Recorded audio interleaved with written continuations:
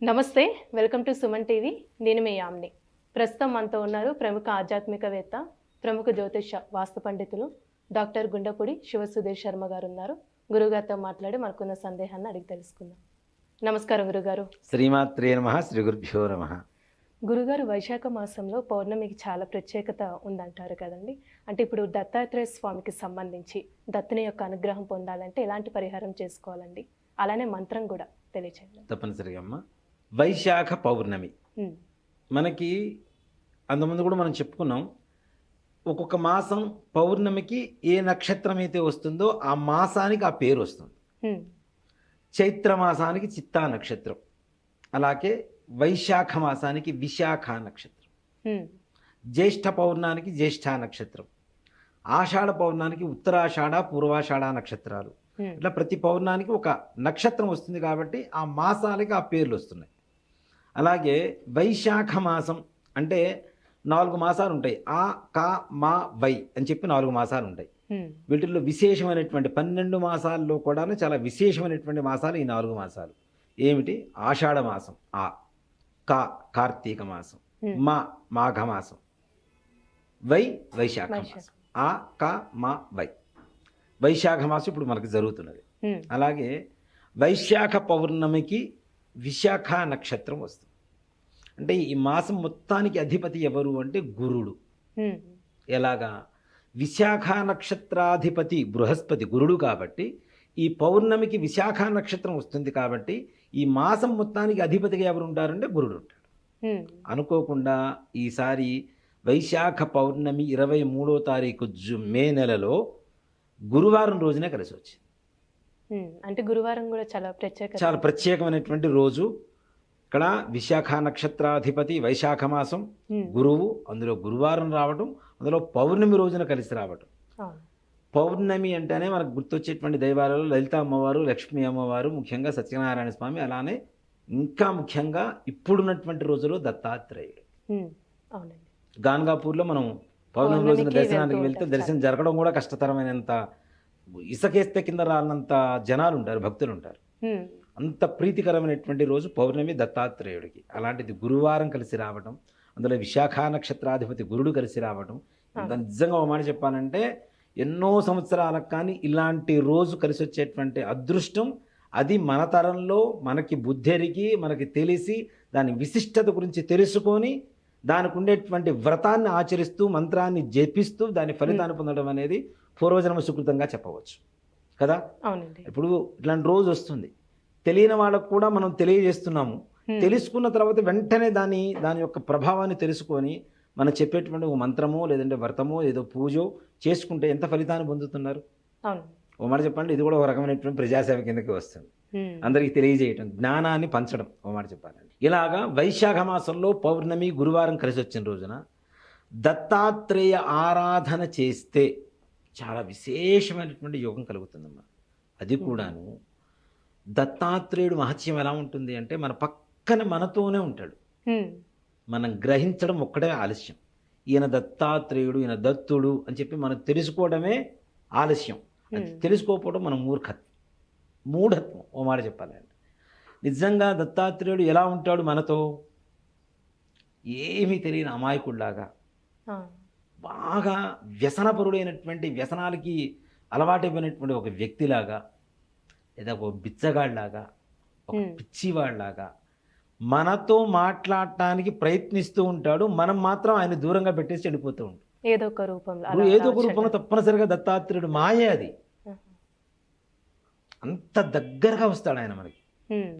ఆయన్ని ఆరాధిస్తే, దత్తుడిని ఆరాధించడం మొదలు పెడితే, ఆయన పేరు చెప్తే ప్రతి రోమం నిక్కబడుచుకోవాల్సిందే.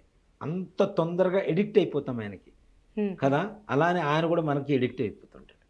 మనతో వస్తున్నాడు అంటే ఆయన మనకి ఎడిక్ట్ అయితేనే కదా, లేకపోతే రాడు కదా. అంటే అంత వ్యసనపరుడుతున్నాడు. ఇక్కడ వ్యసనం అనేది ఏంటి? భక్తి. ఆయన మీద భక్తి అనేటువంటి వ్యసనంతో ఆయనకి దగ్గర అవుతున్నాం. ఆయనకి మన మీద ప్రేమతో మనకు దగ్గర అవుతున్నాడు. ఆ ప్రేమ అనేటువంటి వ్యసనంతో మనకు దగ్గర అవుతున్నాడు.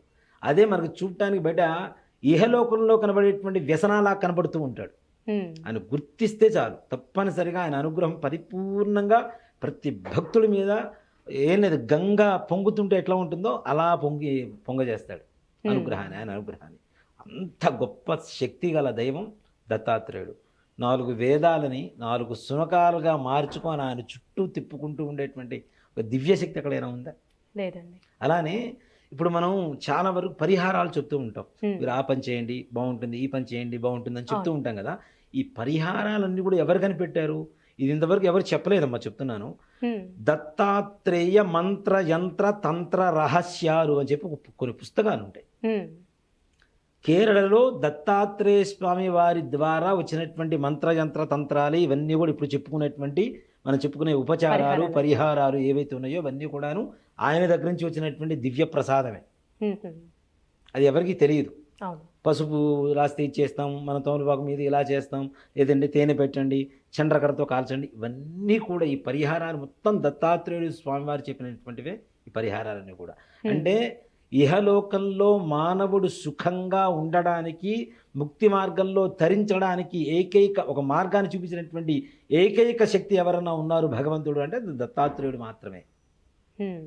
అలాంటి భగవంతుణ్ణి వైశాఖ పౌర్ణమి గురువారం విశాఖ నక్షత్రం సమయంలో పూజించడం ద్వారా వచ్చేటువంటి ఫలితం అంతా ఇంత అని చెప్పుకోవడానికి ఎక్కడ అవకాశం లేదు. ప్రత్యేకంగా ఏ విధంగా పూజిస్తే మంచిదండి దత్తుల్ని ఆ రోజు? దత్తుడికి ఇక్కడ నియమ నిష్టలు లేవమ్మా. ఇక్కడ ఓ మాట చెప్పాలి, అలా అని చెప్పి మరీ మనం ఏదో బురదలో పుర్లు వేసి వచ్చి మనం అట్లాంటి బట్టలతో మనం జపం చేస్తామని కాదు. పొద్దున్నే స్నానం చేసి చక్కగా ఒక్కటే మంత్రం, ఓం ద్రాం దత్తాత్రేయాయ నమః. ఈ మంత్రం ఎన్నిసార్లు, పెద్ద మంత్రం కాదు, పెద్ద కష్టపడే మంత్రం కాదు, ఒత్తులు పొల్లులు ఇవన్నీ ఉండేటువంటి మంత్రం కాదు, నోరు తిరగనేటువంటి మంత్రం కాదు, దత్తనామం అంతే. ఓం ద్రాం దత్తాత్రేయాయ నమః. ఈ మంత్రాన్ని పొద్దునుంచి ఆ రోజున ఎన్నిసార్లు జపం చేయగలిగితే చేయండి. తప్పనిసరిగా దత్తుడు మీ దగ్గరికి రాకపోతే అడగండి. ఇప్పుడు శ్రీరాముడు రాముడు అంటాం, కానీ దత్తాత్రేయుడు మాత్రం మన ఇంట్లో పిల్లలాగా దత్తుడు అని పిలుచుకుంటాం. అంటే అంత సొంతమైపోతాడు ఆ శక్తి. కాబట్టి ఈ మంత్రాన్ని పొద్దున్నుంచి ఎప్పుడైతే స్నానం చేస్తామో అప్పటి నుంచి ఒక్కసారి మన గురుదేవుల్ని ప్రార్థించుకొని, దత్తాత్రేయుని ప్రార్థించుకొని, లేదు అవకాశం ఉంటే ఆ ఒక్క రోజులోనే గురు చరిత్ర మొత్తం పారాయణ చేసినా కూడా విశేషమైనటువంటి యోగం సంపూర్ణంగా ఫలిస్తుంది. సంపూర్ణమైనటువంటి ఫలితాన్ని పొందవచ్చు మనం తప్పనిసరిగా. ఆ విధంగా దత్తాత్రేయుడు మనతో మన దగ్గరుంటూ మనకు కావలసినటువంటి పనులు ఏవైతే ఉన్నాయో అవన్నీ కూడా నిర్విఘ్నంగా ముందుకు తీసుకువెళ్ళడానికి, ఆయన అనుగ్రహం కలగడానికి ఒక్క మంత్రం జపం చేసుకుంటే చాలు, ఇంకేం అక్కర్లేదు.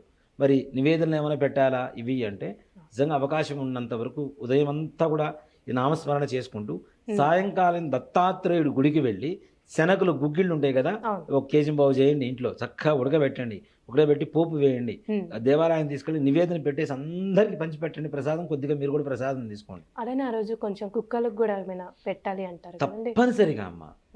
ఈ అంటే ఆయన చుట్టూ ఉండేది అవే కదా, వాటికి నిజంగా ఓ మాట చెప్పాలి అంటే వాటిని మనం ఈ స్వీట్స్, అరిసెలు, బూరెలు అంటాం కదా, అట్లాంటివి చేసి పెట్టినా, అట్లాంటివి కొనుక్కొచ్చి పెట్టినా, ఇవాళ రోజున కొనుక్కోవడానికి కూడా పెద్ద సమస్య కాదు. అలాంటివి కొనుక్కొచ్చి పెట్టినా సరే వాటికి పొద్దున్నే, లేదు ఈ బీద వాళ్ళు ఉంటారు చూడండి, వీళ్ళకి రొట్టెలు, చపాతి, పుల్కా ఇట్లాంటివి ఉంటాయి కదా, ఇలాంటివి చేసి వాళ్ళకి పంచి పెట్టడం ద్వారా మంచి ఫలితం వస్తుంది. అలాగే దాన్నే బుద్ధ జయంతి అని కూడా పిలుస్తారు. బుద్ధ జయంతి అదే రోజున వైశాఖ పౌర్ణమి. మన ఇక్కడ హుసేన్ సాగర్లో కూడా చూడండి, బుద్ధుడికి విశేషమైనటువంటి ఇది చేస్తూ ఉంటారు, అలంకరణలు ఇవన్నీ చేస్తూ ఉంటారు.